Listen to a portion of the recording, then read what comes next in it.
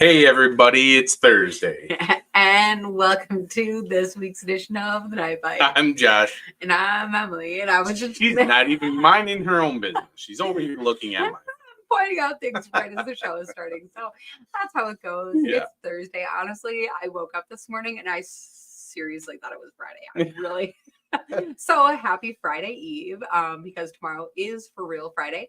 And for many of us, we are going to be spending a lot of the weekend fishing. I guess with that being said, there's a lot of people out there that are in the process of winterizing boats. Yeah, my coworker just winterized his boat. It's not a bad decision. I Nope. mean, I think this is the time of year where it's kind of that tipping point where, it feels like we've had so many warm days and it's never going to get cool. And hopefully all of a sudden it does. And at least where we are, right up in the Northwoods here, well, it kind of seems to freeze fast. I don't know. So a lot of people are pulling boats and doing all that, but we still have, I would say, an old Evan Root. It's not actually that old, but I don't think you can get one anymore. And our winterizing process is a sequence of the throttle. And so it takes us like 5 minutes. The whole thing is fogged. It's good to go. I mean, we clean the boat. We do a few other things once we get home, right? But it's a very easy process. And so we tend to wait until like that very last minute. And so I don't think we're winterizing the boat yet this weekend, are we? No, we got, I'm guessing we probably have a good 4 weeks left. That's my guess. We'll probably be seeing some ice on the sides. We really don't like to bust that up on the landings too much. So, if it's just going to form a little bit and then melt during the day, we'll still go through it. But yeah, once it starts setting up good, we'll put the boat away, get that all cleaned out. I love open water, but I hope we don't have that much time left. Yeah. Well, 75 for us next Tuesday, I think they're predicting. So no time soon, I don't think. But there's a lot of good prep to be done. There's a lot of good podcasts and live streams to be listened to and watched. So there's a lot of things going on this time of year. I absolutely agree with that. I was going to say this can be your bridge to ice season, so to speak, because Tuesdays, Thursdays, or whenever you want to tune in and listen to our back episodes, we are here talking about all of the great things that you are going to see, or at least some of them. It's not all of it. It's not nearly all of it, but some of the great things that you will see at the Wisconsin Ice Fishing Expo. And so I think that back in September is when we got to start talking about ice, and that is really getting me excited. Josh is switching screens here, but it's October now, and so let's recap a little bit on some of the people that we have already talked to. So where do we start? Well, so if you remember way back in the beginning of this series, we started in the last week of September, and we got to talk with Sunfran, and that was a really cool conversation. They have a really cool cross-seasonal jigging platform that would be automatic jigger. Yeah, it's an automatic jigger. So you are able to put it in an ice house. You can move it from your ice house onto your boat. I think that's going to be a really cool booth to go check out at the expo. Do you want me just to kind of move through these? Oh, let's first say that our guest tonight will be here. He said that he'll be here in just a second. That's what Emily was commenting on at the beginning of the show. So Lake Effect will be here. So if that's what you're tuning in for, hang tight. But getting back to our schedule, right? So we talked to Sunfran, the automatic jigger.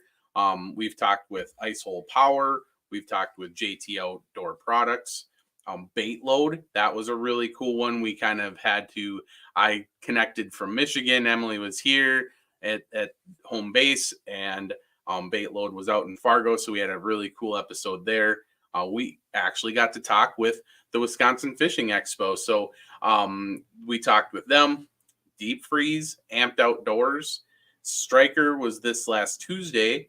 And tonight we get to talk with Lake Effect Lures. And so we have a whole bunch more to come. But if you are just getting into this series, there is a whole bunch to go back and listen to. They give you a great preview of what they're going to have at the show and what you can expect when you show up in December in Oshkosh. What we do have is a really nice range of things that we've talked about so far. And I think one of them that we have not hit on yet is baits and plastics and all of that. And so that is going to be center stage tonight. So let's bring them on. Lake Effect Lure Company, thanks so much for being here. Can you introduce yourself and tell us a little bit about yourself? Yeah, my pleasure. Thank you so much for having me. My name is Matt Gaylor. I'm the owner of Lake Effect Lure Company, previously RBM Jigs. We specialize really, or we began specializing in ice tackle, specifically panfish tackle. And we've really moved into some open water options as well, but we really love chasing crappies. Jason I can Crowley. tell by your sweatshirt. That's a really, really cool shirt you got on there. Yeah, thank you very much. Yeah, we've got some apparel options, and being passionate about panfish, we love to try to add some of that to our apparel. That's so cool. So I feel like we've probably seen you at shows before, Mhm. like, a whole bunch of times. But there's a whole bunch of people who are just meeting you. So I was hoping that tonight we can give people a little overview of what they would see at the show. So where do we start? Yeah, so again, when we come to the shows, we have about a 10 by 30 setup. So we'll have that there at Oshkosh, like you were just talking about. We'll be at St. Paul and several other 17 different shows this year. And we spend a lot of time on the road in the winter. And so what we really specialize in is trying to find the appropriate package for whether it be a beginner angler or a really experienced angler. We want to really bring a customer in and accommodate whatever situation they're in. And so what you might see is us just interacting with a customer that's a first-time fisherman. And so we're trying to set them up with a rod package where they can get a rod, a jig bundle with it, a jig box for protecting those jigs, and then some of our soft plastics. So kind of getting that full outfit. And you might also see us just, talking with some of those more experienced anglers where they're just looking for something very specific. Because we really do believe that the details make a huge difference. And so we have 218 different variants of tungsten now that we're bringing to the shows, all in that teardrop style. And we do believe that, some days it's not so much the case, but some days every single spot makes a difference, and every single color, intricacy in the pattern, anything like that can really be the difference. And so what you're going to see from us is a large array of tackle options. We've got just over 750 SKUs at this point that we're bringing to the shows, and just a lot of really dialed, whether it be rods, plastics, jigs, you pick it, and we're trying to really be that one-stop shop. That is super fun. And I have to say, I really admire your organization behind you, like the way that you're talking about all these different jigs, all of these different lures, all of these different things. Like keeping track of that is a whole feat, I guess, in itself. So that's really cool that you offer so many different things.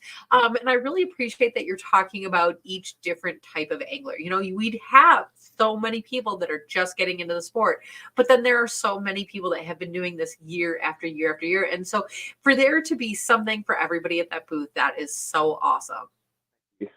Yeah, we just really believe that whether you've been fishing your whole life or whether you're just getting into it, not only do you deserve a really good opportunity to catch fish, because part of that is bringing that customer in and getting them engaged in fishing, right? Because they say that you always hear individuals who are kind of having a rough day. That's why they call it fishing and not catching. We want to optimize chance for somebody to have a catching experience to really draw them in. But then also, like, you can fish your whole life, and we never really arrive at being the best angler that we can be. And we're very open as a team to listening to other anglers. We love, as much as it's great to interface with the customer, it's really just wonderful to be able to listen to the minds of people that you're running into and learn some things from the customers. And quite often, as we're traveling across the Midwest, we do find that there's preference differences, whether it be size or color, or maybe the forage that those fish are feeding on is different. And so you can accommodate something to a particular region that you may not necessarily be experiencing in your home state. So here being in Michigan, we find that people really love very small presentations. We get west of our lake here. We cross over Lake Michigan. We get into Wisconsin, Minnesota, especially Minnesota, larger baits for very similar fish, you know, a little deeper water. A lot of people are targeting those fish in deeper water. And so you notice preference differences. And so it's just cool to experience that. And so that's why we have so many different options. That is actually so cool. All those different preference options, or like, it's different almost regionally. Actually, that's one of the things I love about the podcast. So for you to pick that up, like at the shows and the different sales, I mean, that is actually a really super cool thing to hear. The other thing that I actually really like, you were talking about for anglers taking some of those fishing days and turning it into catching days. And look at Josh's face because, okay, number one, I guess I will clear this up. This is the difference between Josh and I is Josh could go fishing day after day after day. I do have to mix in some catching because I know that they're there. He can explore new water until he's dead. And it's like, at some point you have to fish where the fish are. Right. But I think for so many people, that's the barrier. Like there's so many people getting into fishing that like catching the fish. I know that sounds so stupid, but is the hardest part. When you don't have those keys, when you don't know how to make it a catching day, I mean, that's a hard thing to do. So when you have a booth like yours, does this turning it into the catching, does that start with the lure? Does that start with the rod? What do you need to get first as an angler? I think to really set an angler up, it's helping them to understand that, there's ways of targeting different species. And if you try to do this like one broad application thing, like, sometimes we'll hear, well, I just want to catch all types of fish. Okay, well, that's great, but that doesn't tell us a little bit more about what you might think about targeting. Are you going with a friend or family member who fishes for bass? Are you going for bluegills and crappies because that's what's in the lake that you moved to? Like what has started your fishing experience? And with that, what are you aiming towards? And then what we do is we try to cater towards whatever they're aiming to catch. And so because of that, we have a lot of very specific conversations where we're just kind of teasing out some information up front. And then we start them with a rod and we say, okay, there's a high likelihood that if we outfit you, especially in the ice fishing space, with the appropriate rod, you're going to be detecting bites better. You're going to be able to move the bait the way that you need to, right? Because you've got the rod carrying the load of the bait versus being overweight and sitting there and having the rod all loaded up just from the bait that you're utilizing. And so like we start having those discussions and then we work into the baits. And oftentimes we create these packages so that we give them a few different options and we say, if you were to just look at this wall of tungsten, what would you pick? What looks pretty to you? Because we want them to have some confidence in some of the stuff that they're picking. And then we say, okay, I dare you to add these things, right? Here are the things that we would use, and here are the reasons why, right? This has a flicker of what a minnow has, and crappies love minnows, right? So this metallic is going to be exceptional in in bodies of water where you're targeting crappies, or hey, red is specifically great for perch quite often. And so I would team whatever jig that you feel comfortable using up with a red plastic, at least get that color in there. And so we're working with them, but also educating them a little bit along the way. And so I think we just kind of march through. We talk to them about line and we talk to them about times of day where they can target fish more appropriately. Because ultimately, just like we were talking about, we want them to have that catching experience. I think of any adult who's just jumping into fishing, just like a kid. I have a 1, a 4, and a 6-year-old, and my 6-year-old has an attention span now, and my 4-year-old is excited about fishing, and so she really wants to do it. And if I can get them on fish and get them excited about it right away, then I can get them to come back again next time. And that's really how I've kind of eased them into the whole process. If the fish aren't biting, you're probably not going to catch that individual wanting to come back every single time. And so we can't obviously leave the show with the person and teach them how to fish, but we want to outfit them. And when we say, hey, give us a holler if you have any questions. And we do get calls from the customers afterwards, but we want them to have a great experience so that when we see them again next year, they can say, hey, I had an awesome time talking with you. I learned some things. I went out, I caught a bunch of fish, and here's my buddy that I brought with me. And can you show him some things? And so like it always works well for all of us in that mix. I really like your theory about when you're talking with people and you have them at the wall and you say, what do you like? You know, what's attractive to you? What do you gravitate towards? Because here's what's going to happen is you could spend all your time all day at a booth educating people on how to put things together and what to fish with and all of those things. But what's going to happen is the first second that they get out to their jig box on the ice on their own, and they are going to pick whatever it is that they were gravitating towards in the first place. And they will have you in mind. They probably learned something from you that was not a waste of time. But I'm saying when you can set somebody up with a rod that matches the type of tackle that they want to use and help them learn like a method or a tactic to catch those fish, I think actually that's a really great way. And I think that's a little bit unique compared to what most places will do.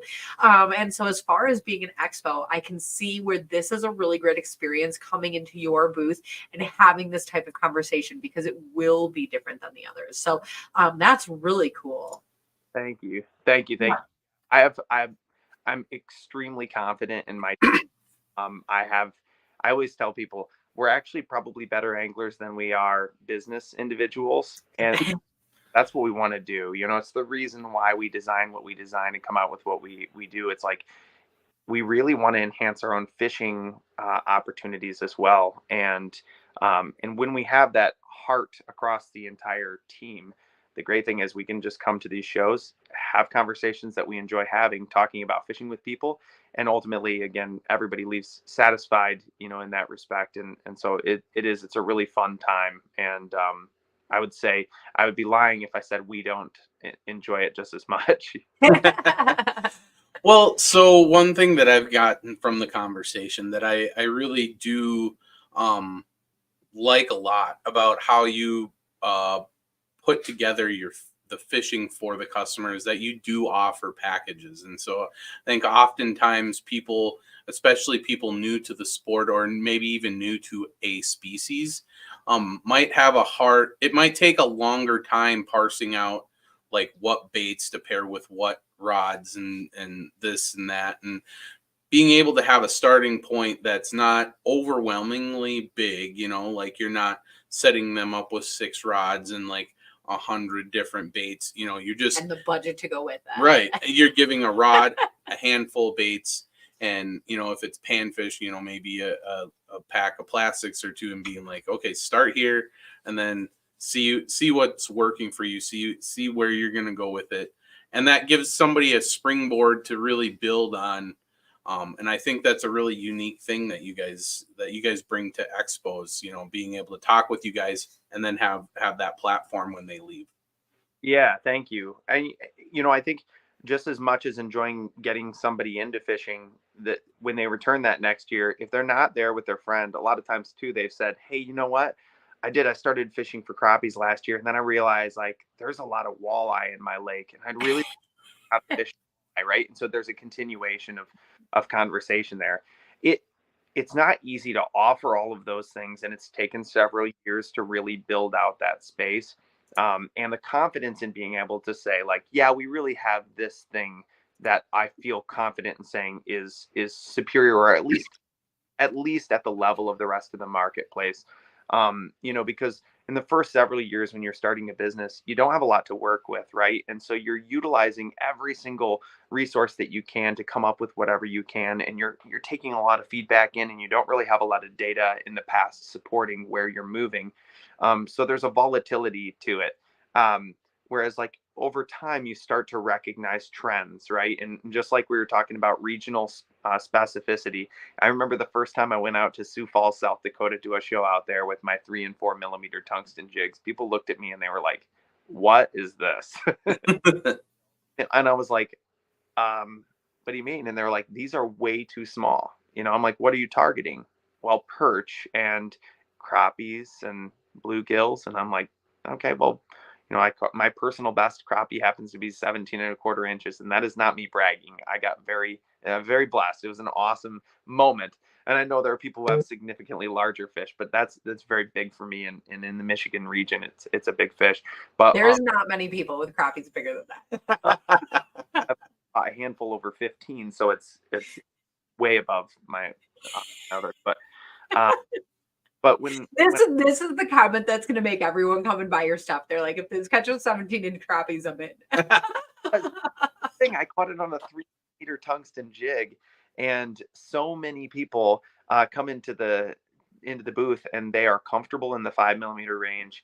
They're okay in the 4 millimeter range. They look at a 3 millimeter and they're like, I'm not touching that. And over time, converted guides and just a lot of very experienced anglers to that really small presentation. But we joke, me and my team.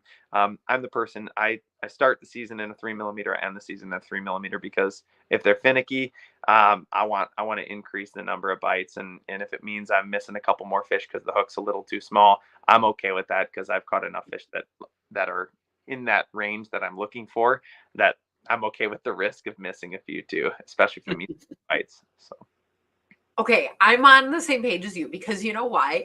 Is when I am ice fishing for crappies and there's like bluegills around, and I know you can catch like a big bluegill on like a big jig too, but when you downsize that tiny bit, then you get those nice bluegills. You don't miss those, and that's so fun. Josh, you sometimes upsize a little bit, but I play around. I play around through the whole tackle box, top to bottom, every day.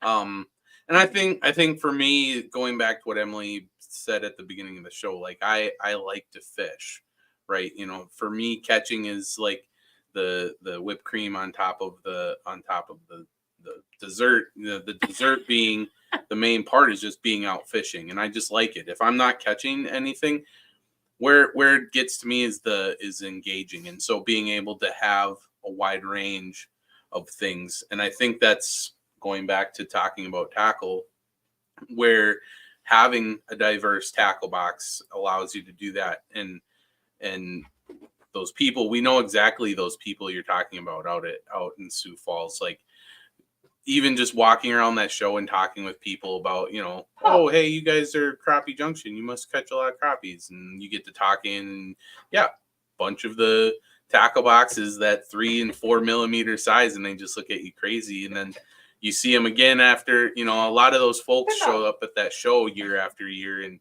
you see them again and they're like, you know what, I tried some of that and that was so fun. Like, that worked really well in those shallow lakes that we fish. And oh, well, there goes that. I tried to yell at my dog. We was a green screen. Sorry. We're turning that off now. Happen. Yeah, okay, that wasn't What great. are you doing? What? I'm sorry. I missed what you said. I'm so sorry. You're okay. That was a green screen, correct? Yeah, it was. Yeah, it was. Yeah, it was. No, my dog just decided she's never done this in her life. She decided to tunnel behind it, and the whole thing came down. So nothing happens unless you're recording. It's just the way. That is what it is. It's going to happen on camera. That's just. Well, I mean, it could be a worse background. It could be like, a pile of crap behind us or something. No, but anyway, it's getting back to it. Like, it is important to keep your tackle box diverse, and it's great that you guys offer that in not only physical tackle but in expertise as well. Thank you. Yeah, we're excited every year. We just keep a ton of new releases. This year, in about 40 days, we'll be coming out with a brand new rattling jig that I think will be well received by the community in the walleye and crappie space. It's an awesome crossover bait. And then we just released our brand new Predator rods, which is a great walleye rod. So we're just continuing to expand in the Predator space a bit more. But yeah, always moving and grooving, and trying to take in what we can from customers' preferences, desires, things of that nature, and not run too many directions at once. okay, so before the green screen came down, we were talking about the sizes of jigs and using a small jig. But the other thing that you just mentioned is bait and tackle, I guess, in addition to those small jigs. So can you give us a little overview? You have jigs, and tell us a little bit about what else. Yeah, so we have, like I said, we've got a ton of different tungsten options, but the soft plastics that we make, especially for we say ice plastics, but really they're panfish plastics. We're using them spring, summer, fall, winter, doesn't really matter. We scent infuse them with what we call stank sauce. It's our own mixture. and they're all UV glow. And so now at this point, we actually have 80 different variants of those.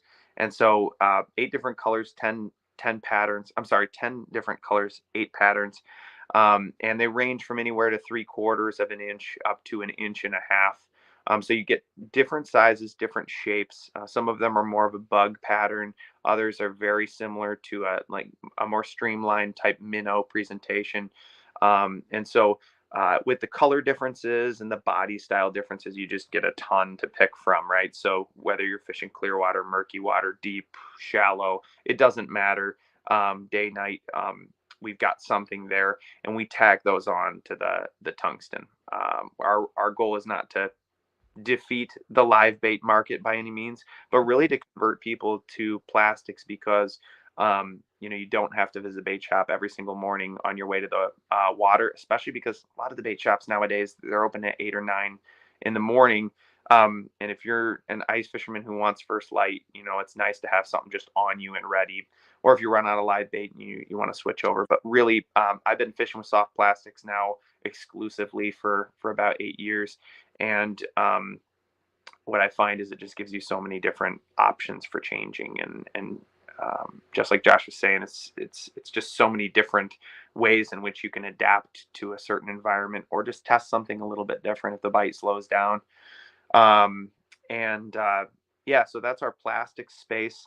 And then we've got the rods. We've got double-sided waterproof jig boxes that we store our tungsten in. And so you can see, and all of our tungsten we paint with UV glow paints. And so they're very specifically every single one of them is very specifically painted to have all of the options that you could want, right? The UV, the glow, and even on our neutrals, the real subtle ones that are dark and not intended to be bright, we have just little accent points on the paints there. So the jig boxes, we've got 17 different models of rods at this point. And then we've also just released over the last couple of years these open water plastics. We're doing micro paddles, which are a 2-inch paddle tail, and great for those crappies middle of summer, or some of those more finicky larger fish like walleye. And then we released our rattling feisty fry and our rattling paddle tail in the last 24 months. The feisty fry came first, and then the paddle tail came second. And so the rattle paddle is it's very specifically designed different paddle tail body than what you would typically see on the market, but it's got a hinged tail, and every single one of them comes with a glass rattle in them.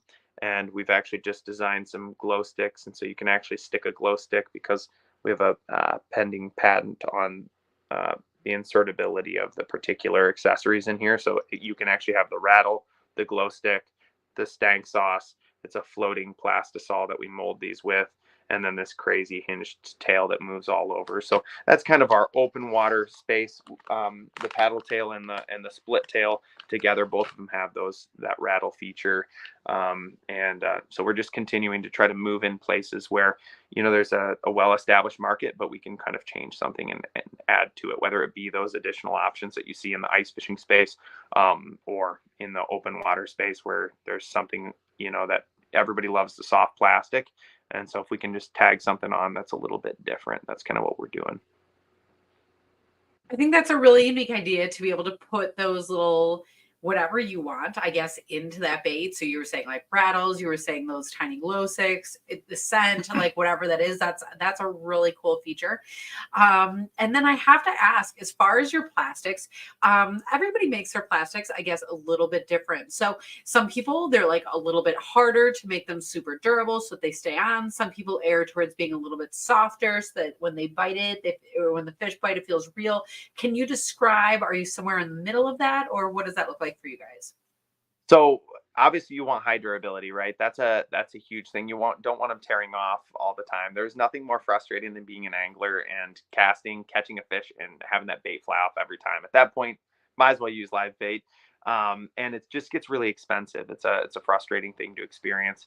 The other thing is having that there, we have to have a strong plastic. because it will tear out. And so from the beginning, I decided we want a strong plastisol that we're using when we pour these, but we want flexibility because, again, just like you're talking about, there's an inverse relationship. And I talk to people about this. It's either super flexible and it wants to tear all the time, or it's crazy durable and it doesn't want to move. And so in the middle, you find kind of a sweet spot, but in a world where you can enhance the durability and have the flexibility, that would kind of be supreme, right? And so what we've done is, where we can't gain flexibility from the actual plastisol itself, we change the body style. So we create all of our own molds. And so just like that hinge tail that I was showing you, right? This is actually a very, very strong plastic. It's got some flex to it, but it's not the most flexible because we need that durability. But we gain so much movement from that hinged tail. So it's a really narrow section there. And when we create that mold, then we get this ridiculous movement through the water. And so what we believe is that you can kind of optimize. There's a place there where if you play with the body style and you get the exact style that you want, you can come up with something that's durable and crazy flexible. So this would be our feisty fry. That's that split tail. Now I'm not moving at all, and that thing's just going, right.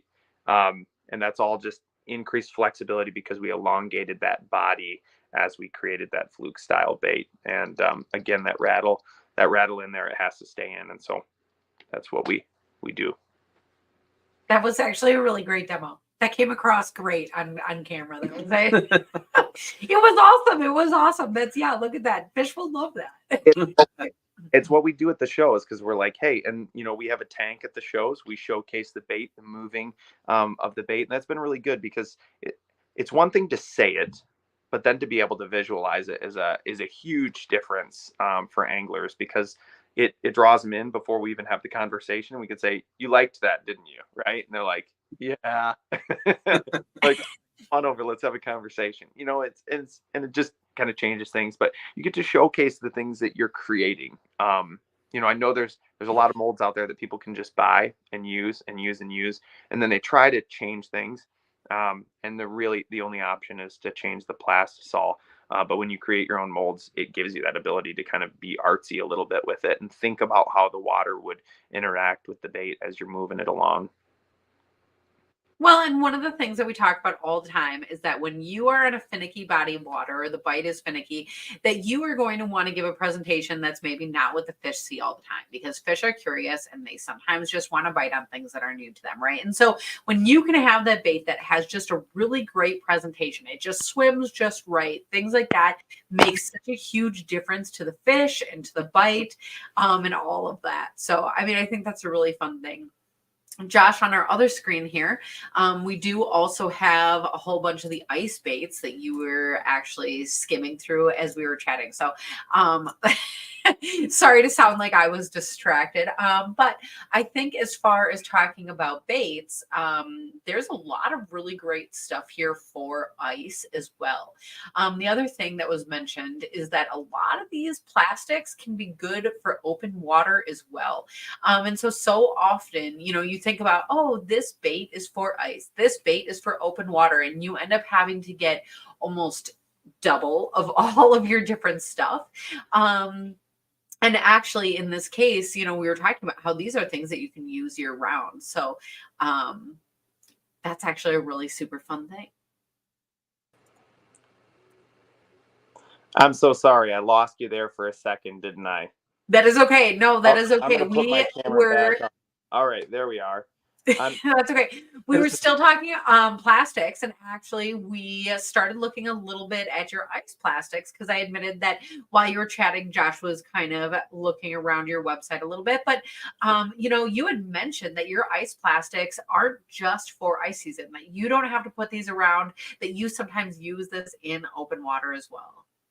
Absolutely. Yeah, we throw them under a bobber. And again, I talked about taking children. This is such a great way to get somebody into fishing. If you've got that lady in your life that doesn't like touching worms or whatever it might be, plastic's a little bit different. You can toss those on a jig, and we literally just go bobber to a jig with the plastic on it, and it's as simple as that, casting those out, and you can really have. And a lot of times, if you want to get a little bit fancier with it and you're an experienced angler, we just take that bobber off and we just tight line them. And especially this time of the year where fish start staging in some deeper areas, you can target them right over the side of the boat with an ice rod, what some of those longer ice rods with your panfish plastics on there. And you can be 20 feet down jigging these things and seeing some of the most subtle bites. So it's fun. You can adapt to whatever situation it may be, but they're highly effective all year round. It sounds like you and I fish the same. Okay, but I do always forget my ice rod at home, and then I'm always out in the boat thinking, dang, that's what I would really like right now. Sure. Yeah, it gets you a little bit closer. It's fun if you don't have forward facing sonar, it's a really easy way to show somebody. They can drop a deucer over the side of the boat and they can actually fish just like they would if they were ice fishing. It brings you close to the boat, but far enough away, if you're using like a 40-inch ice rod or a 36 or something of that nature, gets them far enough away, but also again, you're detecting those extremely light bites that you may not see on an open water rod otherwise. That is absolutely true. Open water rods, they are awesome. They are sensitive, all those things. But I think that you're right that nothing beats the sensitivity of an ice rod. So that's actually pretty awesome. As Josh is scrolling through, I'm honestly a little bit distracted by some of these jigs because I have to say, you were talking before about the glow quality on some of these. And on those, now you're past them, so I hate to bring this up now, but there you go. Some of the metallic ones with those little glow accents, actually, that's that little purple, pink, and blue one right there. Honestly, that's going to catch fish for sure. All of these, but I'm like, that one, I have a lake, it would catch fish. Gold is where it's at, and I'm trying to convert the whole world to the gold, and it's because it's like we have our Gold Series Wonder Breads and all of that, and they've been steady sellers. Probably they're in our top 2 as far as series go, but people love bright, and I can't get people off of like always going just super bright. There's the if it ain't chartreuse, it ain't no use. And you'll see those in there. You'll see chartreuse in every single line that we have and tons of bright, crazy patterns. But what I found is if you really, and again, there's a couple of different ways of going about things. If you just want to go out and enjoy yourself, it doesn't really matter how dialed you get. These are going to catch fish. But if you're really, if you got a buddy out there that's talking smack and you need to kind of quiet them down a little bit, put on some gold and a neutral plastic and just that little additional paint that we've got on there. It just pops perfectly, and those fish are absolutely inhaling it. And before you know it, the guy who's just got to be the best is kind of quiet, and he's coming over asking you what you're using. That's really funny. Oh my goodness. We do have a question here actually about ice rods. Jay is asking if you have anything like 48 inches or, with any length. Our longest rod is 40 inches. So the market it's an interesting situation how it moves now. What we found is for so long everybody started dialing back, right, because your hub size was getting tiny, and so this super tiny compact rod is what everybody was utilizing. And before the hubs were a big thing, it was not uncommon for people to have 48, 54 inch rods, and they would stand a lot further away from that hole, and it'd be a super noodly rod. But then as electronics came to be and people were looking for comfort and using these solo shelters, everything kind of shrunk. So the demand moved with that. And then, as the demand has shifted a little bit because of the fact that people are going out in their ice castles and they've got a little bit more movement and all the hubs are getting giant and they're about a more social experience, we've continued to change the length of our rods and try to offer a wide array. So our smallest rod is actually 25 inches and we go up to 40 inches. And we may, especially with predator rods, we may move a little bit further even yet beyond that 40-inch mark over the next couple of years. But as far as panfish rods go, we've really found that there's still a very niche group of individuals using that 40 plus inch ice rod. And sometimes we just can't get to, serving that person the way they want it. Cause some people do, they love that 54 plus, and that's not me. So it's hard for me to be like, oh yes, that's exactly where we should go next. And it's a smaller subset of the population from what I know. And I haven't noticed a big, I wouldn't say a rapid shift anyway towards that. But those people, the people who use those long rods, they are long rod dudes all the way. Yeah, that does seem to be true. And I joked before that we might fish similar, but it seems like we even like similar rods. So I like what you're saying. You're like, oh, it's hard to be priority when it's not how I fish. But I think that's super realistic. I mean, I think honestly, like it's easy to, well, I guess we talk to a lot of people who are like inventors or start companies or all of these different things. And it's like it always spurs from like how you fish, how you like to fish, like bring that to other people. And so I think that is like a crazy concept when you all of a sudden have a company and you have to like start bringing things out for other people, like Yeah. a lake trout rod or something. It's like, dang, I've never fished lake trout. Yeah. Yeah. And so you try to learn about it, right? And then and in that process too, you're kind of trying to analyze, at least what we do is we try to analyze how big of a population is this group of anglers. Are we in a spot that's just highly concentrated for, with people who love chasing Cisco, um, or are we talking to an individual that kind of represents the general population? And that's where, learning those regions a little bit more, and understanding, your customer base is a huge part of that process, because you also don't want to put all your eggs in one basket heading towards that next thing and have it be a really niche space. But it's fun.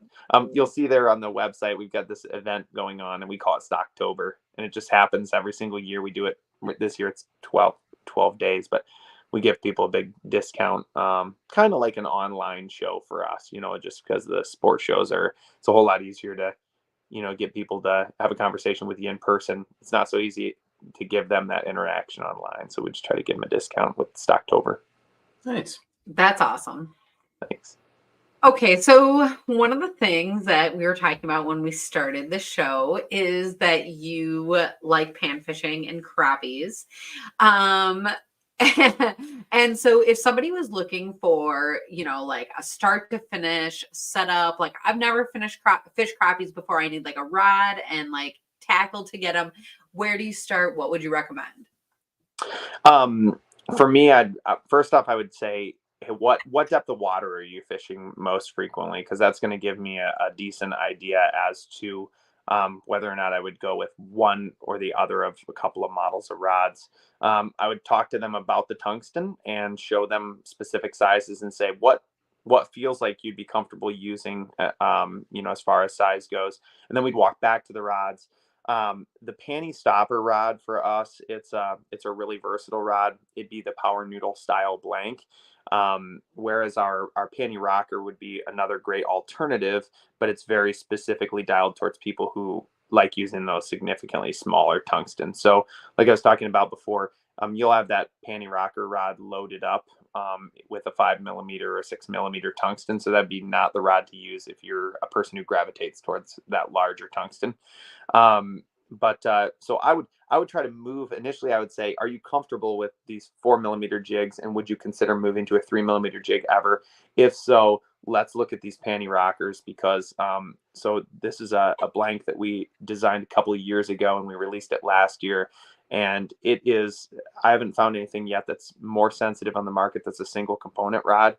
And it just shows everything. You're looking for those crappie lifts. It's so clear on that rod. And so I have a hard time getting away from that one. But again, the bait size dictates whether or not we could really recommend that to a person. So I try to push them to most of the market lives in that 32-inch range. For ice rods, that's just most people. So I'd put them in that 28 and 32, say which one feels more comfortable, which one can you envision yourself utilizing? Do you have hub restrictions? Are you worried about stabbing it against the ceiling?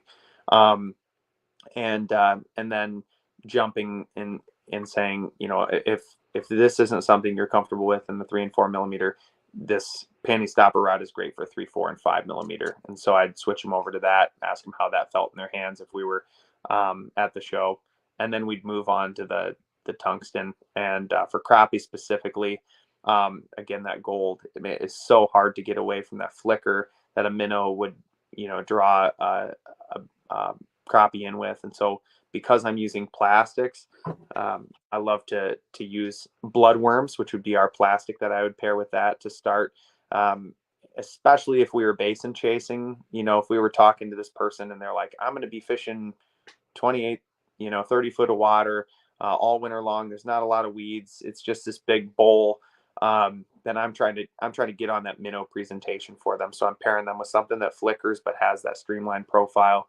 But if they're fishing a bayou or a small pond and it's got a lot of standing weeds, then I would give them some of those bloodworms, but I would also toss them some of our crazy bugs, something with a ton of appendages. And I would just say, don't be afraid to move that bait a lot through the water column, get them to chase. And if you can get a second fish on that screen while you're fishing them, that's all the better, because there's a higher likelihood of commitment from one or the other, and so just kind of working them through that conversation. But yeah, panty stopper, gold series, tungsten, and definitely bloodworm in there, whether it be white or Arkansas shiner. Arkansas shiner, I love neutral plastics. I also love a good white here and there, but that would be my approach to getting somebody on some crappies. That's a darn good start, I would say. Awesome. So I am looking at our comment section, and there were some people asking for the website as we were looking through it. So we posted that there. If you're watching from Facebook or YouTube, you can click on those links and just get right on over. You mentioned your Stocktober sales. So you guys already got a lot going on. How long does the sale last? We're actually ending it on Halloween this year. So we're on day 4 or day 5. I'm losing track of time because it's balancing that and wholesale orders and things coming in this time of the year. So I think we're day 5 now. And so each day the daily deal changes. Tomorrow we do the buy 3 get 1 free rattle paddles, and we've got even day 11 is, in my opinion, probably our best deal we do, which is it's buy 1 ice rod, get another one 50% off. And that's a great way to get somebody who likes to fish predators or, and panfish, that the two things. Or we talk to a lot of people who are like, I really love this rod. I just want 5 of it because I have different reels that I want to put on them. And it's a great way for somebody to just load themselves up with a bunch of rods too. So that's awesome. We do also have a question here about, will you be at the ice show? And so we know that you're going to Wisconsin Ice Fishing Expo because you are here right now with us. And everything that we're talking about on these Tuesdays and Thursdays is going to be at the Ice Expo. Can you give us an overview? You said that you're going to 17 shows. Yeah, that's a lot. It's a lot. We're anywhere from the Ultimate Sports Show Detroit and Novi, the Ultimate Sports Show Grand Rapids in West Michigan, the Kalamazoo Ice Show, Columbus. We're going to be in La Crosse for the La Crosse Sports Show. We're going to be in Duluth twice at the Duluth Boat Show, and then also at Arrowhead here the same weekend, actually, that the Oshkosh Ice Fishing Expo is going on. So we'll have 2 groups going. We'll be in St. Paul. We're going to be in Sioux Falls. We may be in Nebraska. We just finished up in Ohio. We have one in Saginaw, Michigan. I know I'm missing something. Back in Madison in February. And then we've got there's another couple that are evading me at the moment, but anyway, it's a slew of them, and we'll actually be releasing our list of them here fairly shortly, just trying to get the team together and make sure that we've got that before we publish that anywhere. But we did I think 7 2 years ago. We did 9 last year, and we're really kind of beefing it up this year because we've found that that's just a great place to be. That's actually Mhm. super awesome. You got a jam-packed schedule, and we know that we're gonna see you in Wisconsin, so it's so fun. But the nice thing is not everyone can make it to Wisconsin, and you will be kind of everywhere. So for the people at home who, might be interested in checking out the rods or seeing some of the plastics in person or whatever that is, it sounds like you are going to be coming to an event near them at some point. So great to hear that your schedule is going to be coming out. I imagine we can watch your Facebook page or maybe your website to get that information. Yeah, we're very, very active on Facebook, and that kind of couples with Instagram. So either way there, but we really focus on our Facebook group most often when we're releasing any type of news. We like to do live sessions from the events as well. So those are a little more last minute, but we also do some advertising online, so you'll be able to see that as well. Probably stumble across it. The website, we're updating, like I said, the locations that we're going to. There will probably be a large posting there on that main page that you'll be able to see shortly. Great, great, great. Awesome. I'm looking at the time, and our time together has like flown by so fast because we've got to talk about so many things. And I feel like you probably have even still so many things to talk about with people at the expo. So that's going to be so fun for people to come on by. Mhm. We really appreciate your time, though, to be here tonight and talk with us about all these things. Thank you. No, it's my pleasure. And if you come to the expo, you're going to meet people who are a lot more knowledgeable about fishing than I am. We've got some pros, some semi-pros that swing into the booth. I know at Sioux Falls, we've got Ted Takasaki, who we partnered with here last year. And so he's been a joy to work with. And we're going to have several others who fish the Michigan Walleye Tour and the National Walleye Tour coming through to showcase some of our baits. And so we're just looking forward to having those individuals with a wealth of knowledge there, because they're a lot more entertaining. And again, like I said, they could probably put you on fish faster than I can even. Well, I guess ultimately that's the goal. So I know that we'll be stopping by, Mhm. and we'll definitely be a part of that fun. We're looking forward to that. So thank you so much for setting that up. Yeah, absolutely. Thank you guys very much. I really appreciate what you do. Yeah, thanks so much for being here. Mhm. Yep. And to people at home, thank you guys for being here as well, because that is always a big part of the fun. Make sure to check out the website. Make sure to check out Stocktober. And for those of you who are interested in more information about the Wisconsin Ice Fishing Expo, we will see you here next Tuesday. Night, everybody. Thanks a ton, guys. Have a great evening.